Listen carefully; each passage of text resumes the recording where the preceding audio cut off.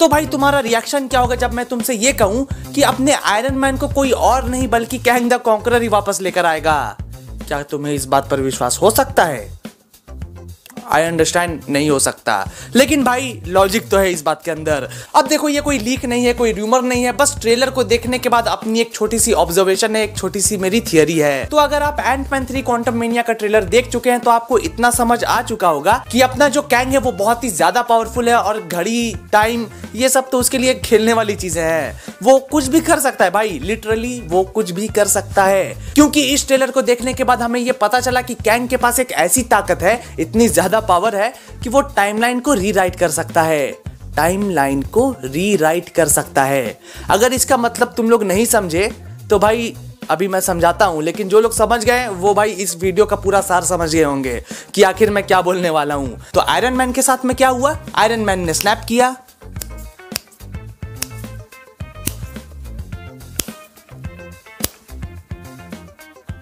Iron man ने snap किया।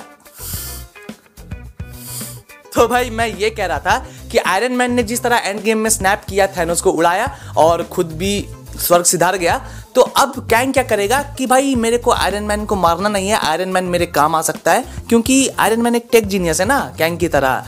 तो हो सकता है कि उसको जरूरत पड़े और अपने अर्थ के ही रॉबर्ट डाउनी जूनियर की अर्थ पड़े, क्योंकि दूसरी अर्थ में वैसा नहीं, सब लोग थोड़े दूसरे तरह के होंगे। अपना आयरन मैन थोड़ा स्वीट, सिंपल और हरामी था, लेकिन अच्छा आदमी था।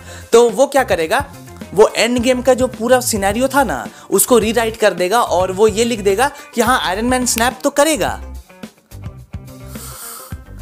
आयरन मैन स्नैप तो करेगा, लेकिन वो मरेगा नहीं। अब देखो कुछ लोग ये सवाल भी पूछ सकते हैं कि अगर कैंग ऐसा करेगा भाई तो फिर टाइमलाइन वो छेड़छाड़ नहीं हो जाएगी, टाइमलाइन चेंज नहीं हो जाएगी?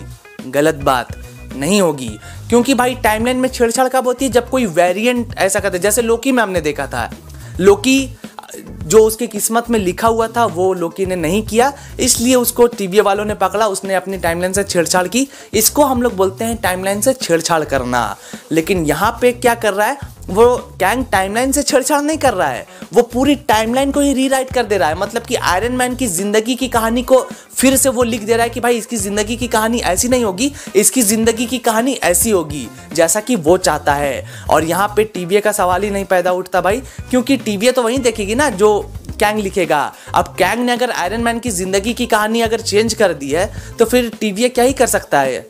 कुछ नहीं कर सकता, क्योंकि टीवीए किसको पकड़ेगा? आप एक वेरिएंट कब बनोगे? आप टाइमलाइन से छेड़छाड़ कब करोगे? टाइमलाइन से छेड़छाड़ आप तब करोगे जब आपकी किस्मत में लिखा है अंगूर खाना, लेकिन आप सेब खा रहे हो। लेकिन भाई कैंग अगर आपकी जिंदगी की कहानी में ही लिख दे कि भाई आपको अंगूर नहीं सेब ही खाना है, तो क्या कर लेगा टीवीए आपका? कुछ नहीं। तो ये थियरी है भाई। हो सकता है कि कैंग को आगे जाकर ऐसा लगे कि मेरे को रॉबर्ट डाउनी जूनियर की यानी कि टोनी स्टार्क की जरूरत है और इस अर्थ की ही जरूरत है, अर्थ 616 के आयरन मैन की जरूरत है, तो वो उसकी हिस्ट्री को फिर से रीराइट कर सकता है और वो उसको वापस ला सकता है, क्योंकि कैंग इज वेरी पावरफुल। तो ये थियरी है। और क्योंकि हमने सुना है कि भाई सीक्रेट वॉर्स में तो कंफर्म हो गया, लगभग कंफर्म हो चुका है कि आयरन मैन वापस आएगा ही, रॉबर्ट डाउनी जूनियर का आयरन मैन वापस आएगा ही। तो लेट्स सी, हो सकता है कि ऐसा ही हो जाए। अब देखो मैं तो चाहता हूं कि ऐसा ना हो, कोई वेरिएंट ही देखने को मिले तो वो ज्यादा अच्छा होगा, क्योंकि ऑलरेडी एक बहुत ही अच्छी वाली एंडिंग हमारे वाले आयरन मैन को मिल चुकी है। तो अर्थ 616 के आयरन मैन को वापस लाने की जरूरत नहीं है। लेकिन क्योंकि ये थियरी मेरे को दमदार लग रही है तो मैंने सोचा कि क्यों ना आप सबको बता दिया जाए।